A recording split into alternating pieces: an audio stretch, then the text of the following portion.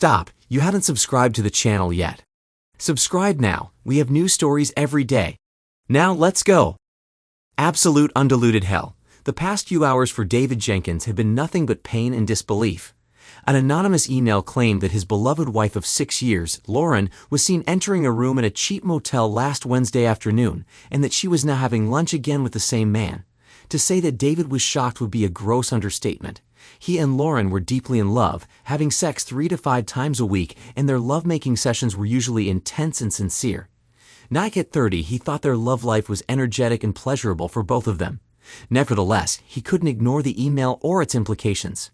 Feeling more tense and agitated than he had ever been, he went home that day a changed man. Arriving home around 6 p.m. as usual, he saw Lauren's car in the driveway. Still in her work clothes, she stood at the sink rinsing vegetables as he entered the kitchen, awkwardly greeting her and setting down his briefcase. "Hi, honey, how was your day?" Lauren dried her hands with a towel before turning to kiss him. David was struck by how carefree Lauren seemed after supposedly spending the day with another man. "Great, but we had some bad news related to the project we're working on. It looks like I'll have to go to Greensboro on Friday, so I won't be home until at least 8 in the evening, depending on how the meetings go."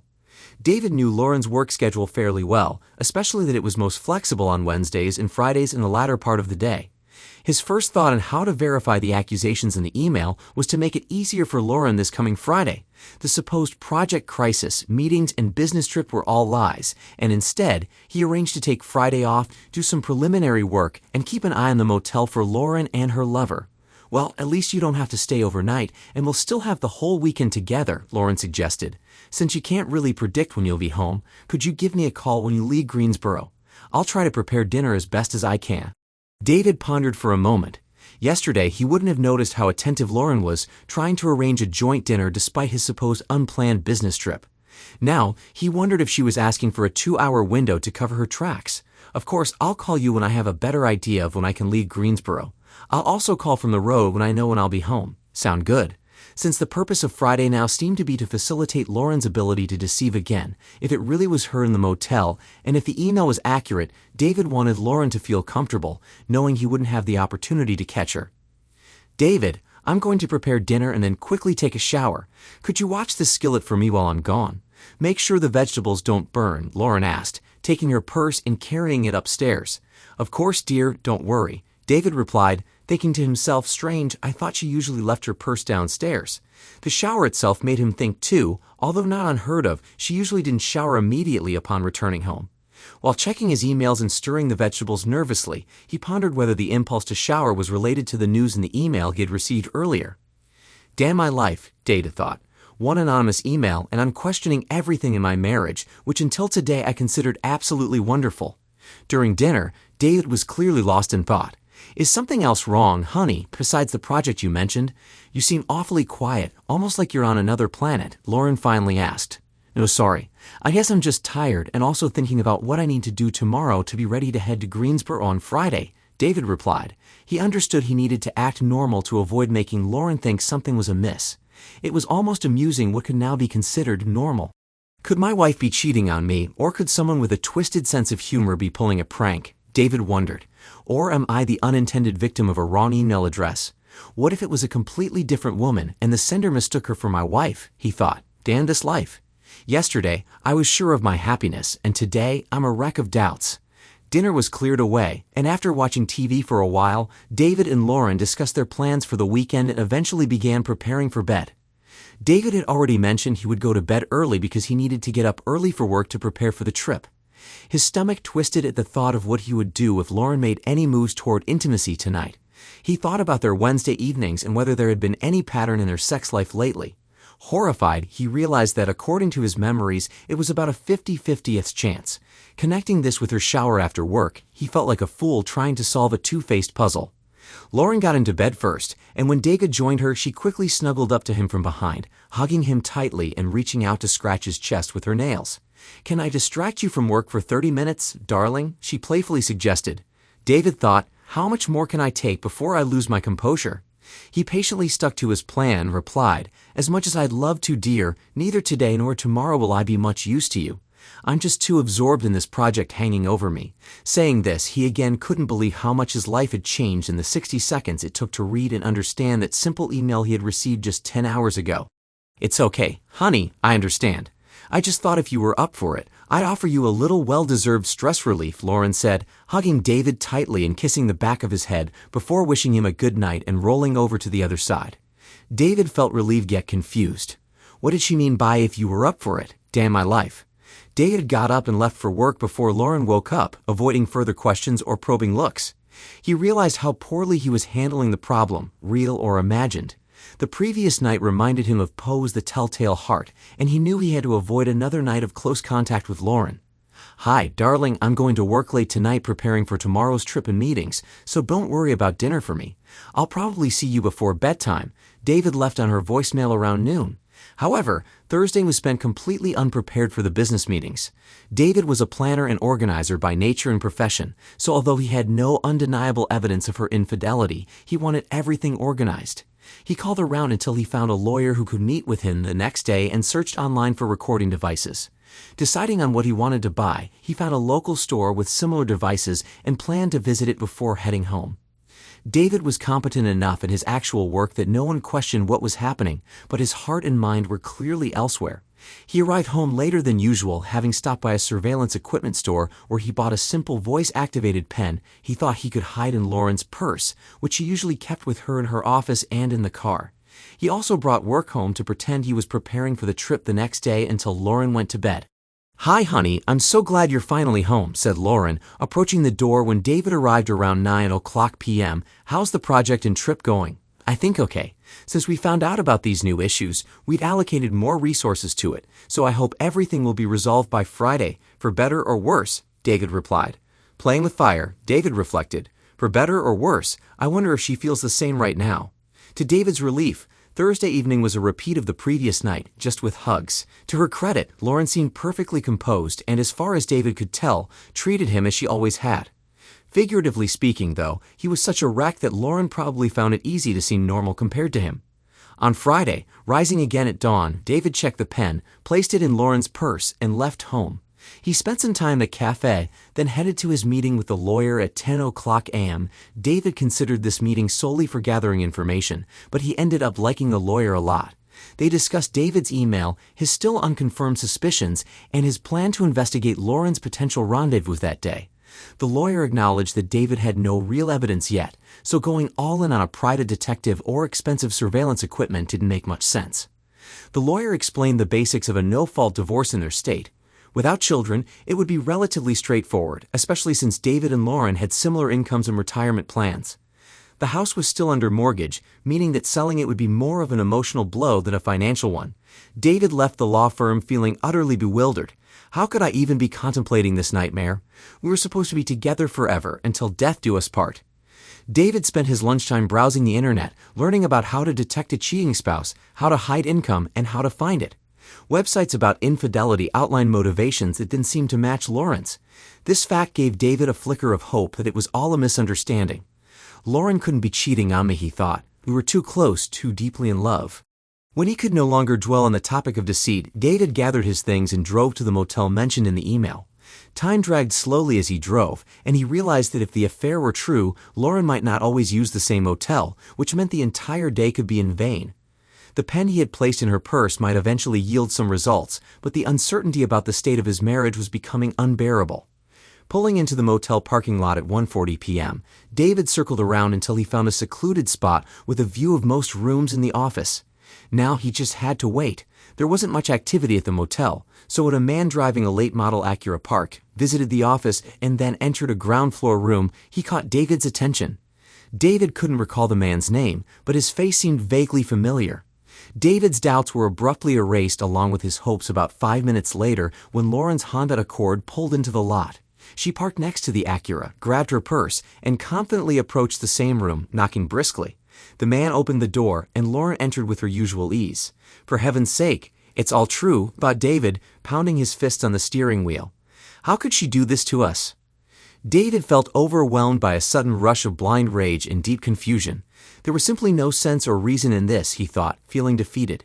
David had never felt so unprepared in his life. As a planner and organizer, having the rug pulled out from under him was devastating. Knowing that this was at least the second instance of Lauren's infidelity and that she had skipped work to be with this man, left David feeling there was nothing more to gain by lingering at the motel. He wasn't ready to confront them by knocking on the door, as it could turn unpleasant, and he needed time to calm down and think clearly about his next steps. He remembered the pen in Lauren's purse, realizing with bitter irony that he would now have a real-time audio record of her betrayal. David grimaced at the thought. Just great, he thought. He took several photos of the two cars parked side by side, along with close-ups of the Acura's license plate, then slowly drove away. He had no destination in mind, but drove aimlessly until he nearly ran a red light and was almost hit by another car. Shaken, he pulled into a brew pub, ordered a beer, and tried to gather his thoughts. I thought I was transitioning from idle suspicion to full awareness, he mused, but now I realize how little I actually know. He had no idea who this man was, how long the affair had been going on, or why it had begun. As he sat sipping his beer, David scribbled mental notes about his next steps. I need that pen, he thought. I need to quickly confirm there's something on it, and then I'll leave home and stay away for a few days to figure out where I stand in all this. Feeling a mix of anger and despair, a cunning thought came to him. If I call Lauren now and tell her I'm almost home, it'll shake her up, he decided. After finishing his beer, he pulled his car onto the road and dialed Lauren's number. He left a voicemail. Hey, darling, great news. The prep work paid off big time, and everything is back on track. I'm about 30 minutes outside of Charlotte, and traffic isn't too bad, so I should be home around the usual time. David muttered under his breath, I hope this scares the hell out of her. David headed home, and upon arrival, quickly packed a couple of bags and placed them in the trunk of his car. He sat down and wrote a note to Lauren, unsure of how the night would unfold but wanting to be prepared to leave without a dramatic confrontation. He had yet to hear what was on the recording, and he needed to assess that before deciding how to proceed. Meanwhile, when David called Lauren, she and her lover, Rob, were in the throes of their second coupling of the day. This was meant to be their last day together, and David's unexpected call disrupted their plans. Listening to his voicemail, Lauren muttered to Rob, I need to move, Rob. That was David saying he's already heading back and will be home around 6 p.m. as usual. Well, at least you got the early warning call he promised you, Rob joked as Lauren hugged him goodbye and rushed to the bathroom to shower. Rob dressed and left the room while Lauren was in the shower, heading to the gym for his usual post-encounter workout. On the drive home, Lauren was more concerned about David's early return and his cheerful tone regarding the project's success. I thought he'd come home late and be burnt out from meetings and the trip, but now he'll likely want to make love tonight, she thought, still feeling slightly anxious as she neared their neighborhood. She rounded the corner, approached their home, and saw David's car already parked in the driveway. Holy hell, he made good time in Friday traffic, she muttered, pulling in next to his car. Lauren thought David might want to pounce on her as soon as she walked in, so she contemplated preemptively suggesting a celebratory dinner. David was on edge when he heard Lauren's car in the driveway. This was his first time seeing her since he confirmed the affair, and he was barely holding back a flood of emotions. His bags were packed, a note was prepared, and all he needed was the recording from the pen to seal his suspicions. Hi, honey, Lauren exclaimed, entering and seeing David rising from his chair. Looks like everything went well. Why don't we go somewhere to eat and celebrate, she suggested, hugging and kissing him. That sounds great, especially since I got home early, David replied. Why don't you go upstairs and change? I'll make a reservation somewhere, he suggested. Lauren readily agreed, tossing her work bag and purse on the table before heading upstairs to the master bedroom. David waited until he heard the shower start before approaching her purse and retrieving the pen. He pressed rewind, then play, hearing the beginning of Lauren and Rob's conversation before quickly turning it off. Well, that settles it, he thought bitterly. Time to get out of here. David placed the note for Lauren on the table next to her bags, then grabbed his belongings and headed to the door.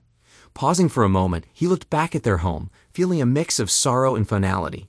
He knew things would never be the same. Lauren, still unaware of David's departure, came downstairs shortly after, assuming he was waiting for her. Not finding him in the living room, she headed to the kitchen, where she found the note. She gasped as she read it. Lauren, I know about your affair. I couldn't believe it was true, but your daytime rendezvous at the motel erased any doubt. You broke my soul, and I am so hurt that I can't be around you right now. I'll be gone for a night or two while I try to gather my thoughts. Then I'll call you to arrange a time for our talk. Do not try to contact me or find me. Trust me when I say I should not see you until I'm ready. David. David drove to a hotel, checked in, and had dinner at the restaurant downstairs. He ordered a double scotch on the rocks, trying to steady his nerves. Reluctantly, he returned to his room and began listening to the recording of Lauren's betrayal. Sitting at the desk, he heard Lauren's voice as she entered the room. "Hi, Rob. I can't believe we're done already, both with the meetings and the time." Rob responded, "Yeah, I thought it would take longer, but we spent more time planning than executing. Good planning, right?" David listened to the entire 90-minute encounter, feeling a mix of shock and emptiness. Two things struck him. The affair seemed mundane, and Rob used protection, which somehow made it feel even more calculated. David still couldn't grasp why Lauren had risked their marriage for something so ordinary. Unable to sleep, David wrestled with his emotions throughout the night. Early Saturday morning, he sent Lauren a message. "I'll come by at 11 a.m. to talk, if that's okay." Lauren immediately replied, "Yes, please come home. I'm so sorry I've caused you pain." David arrived shortly before 11 o'clock a.m. He hesitated before ringing the doorbell, feeling awkward about entering his own home. Lauren answered, looking nervous and remorseful. "David, you don't need to ring the doorbell," she said. "I just felt uncomfortable walking in," he replied. "Can we sit at the kitchen table and discuss what's next?" They sat across from each other, and after a moment of tense silence, David asked, "Do you deny the facts I've learned about your involvement with Rob?" Lauren teared up, reflecting on his blunt question. She tried to explain that the affair was a misguided experiment to prove to co-workers that long-term affairs could be kept secret. David was stunned. "Wait a second," he interrupted. "Are you saying this was just an experiment? A game to see if you could have an affair that would go unnoticed?" "Yes," Lauren admitted. "It started as discussions that turned into a challenge. We convinced ourselves that we could pull it off without getting caught. Rob and I love our spouses, and this meant nothing to us. It was just sex. We deliberately avoided anything sexual that we wouldn't share with our partners and never took away from our spouses." David was incredulous. "So you cheated on me for a month, had sex with Rob 5 times, and fully intended to keep it a secret from me forever. All of this just to prove a point." Lauren looked down, tears welling in her eyes. "Yes, the facts are what they are. But it wasn't about love. It was just sex, David. I never felt anything for Rob. The plan was purely about proving that we could have an affair without getting caught." David shook his head, feeling a mix of anger and disbelief. "We talked about fidelity in detail when we decided to be exclusive. We talked about it again before we got married. We promised each other faithfulness in our wedding vows. Lauren, this was never supposed to be some game to you, was it?" Lauren tried to explain. "I know we promised fidelity, David, and I meant every word. But it wasn't about passion or love. It was just sex. It was necessary to execute the plan and prove we could keep it hidden. I never thought it would hurt you like this because I never thought you'd find out." David felt his anger rising. "You keep saying just sex as if it somehow makes what you did less painful. But it doesn't. This wasn't just about sex, Lauren. It was a complete betrayal of everything we built together. Your casual dismissal of it all as just sex only makes it worse." Lauren tried to maintain her composure. "I'm sorry, David. I really am. I never intended for you to get hurt, and I know how it sounds. But it was a misguided experiment. I was trying to prove something meaningless to people who don't even matter. I didn't realize how much damage I was causing until now." David sighed deeply, feeling the weight of her words, but also recognizing the absurdity of the situation. You could have just played a board game with Rob, and it would have looked like an affair. You didn't need to actually have sex to prove anything. Lauren struggled to respond. "I don't know why we felt we had to go all the way. It seemed like it was necessary at the time. We both knew it was meaningless, and that's why we agreed to keep it simple. No romantic gestures, no deep conversations, just sex." David felt a surge of bitterness. "You think that makes it better? That you limited your affair to physical acts? That's supposed to make me feel less betrayed. It doesn't." Lauren teared up again, clearly grappling with the reality of her actions. "David, I love you. I never stopped loving you. I know I've messed up in the worst possible way, but I want to make things right. I'm willing to do whatever it takes to earn back your trust, even though I know that may take a very long time." David stood up, feeling a mix of exhaustion and finality. "I need time, Lauren. I need space to process everything you've told me. I don't know if I can ever fully trust you again, but I'm willing to take some time to think it over. For now, I'm leaving. I'll be in touch when I'm ready to talk further." Lauren slumped in her chair, realizing that David was truly leaving. "Please, David, don't give up on us," she pleaded. "I know it's hard to believe right now, but I do love you and I'm willing to prove it." David shook his head, his voice soft but firm. "Love isn't just words, Lauren. It's actions, and your actions have spoken louder than any words ever could. I'll be in touch, but for now, I have to go." With that, David left the house, feeling a strange mix of relief and sadness. As he drove back to his hotel, He reflected on the surreal nature of the past few days. I thought we were building a future together, but now I have to figure out if there's anything left to salvage. He knew the road ahead would be difficult, but he was determined to find clarity, even if it meant walking away from everything he once believed was certain. On Monday, David called in sick at work, deciding to spend the day alone, thinking about what lay ahead. He realized that no explanation from Lauren could erase the betrayal he felt. The affair wasn't about proving anything to coworkers, it was a betrayal of trust and love. David had always believed that their commitment was sacred, but now it felt shattered. That afternoon, Lauren called, hoping to speak to him again. David ignored the call, feeling overwhelmed by the weight of the situation. He knew he couldn't avoid her forever, but he also knew he needed more time before facing her again. His love for Lauren was tangled with anger, confusion, and a deep sense of loss. Finally, David sent Lauren a message agreeing to another meeting the next day. "What's this?" Lauren asked, scanning a stack of papers David handed her as they sat down at the kitchen table. "It's a voluntary separation agreement," David replied. "I'm not ready to make a final decision, but I think we need some time apart. This isn't the end, but it's a step toward finding out if we can rebuild trust." Lauren's eyes filled with tears.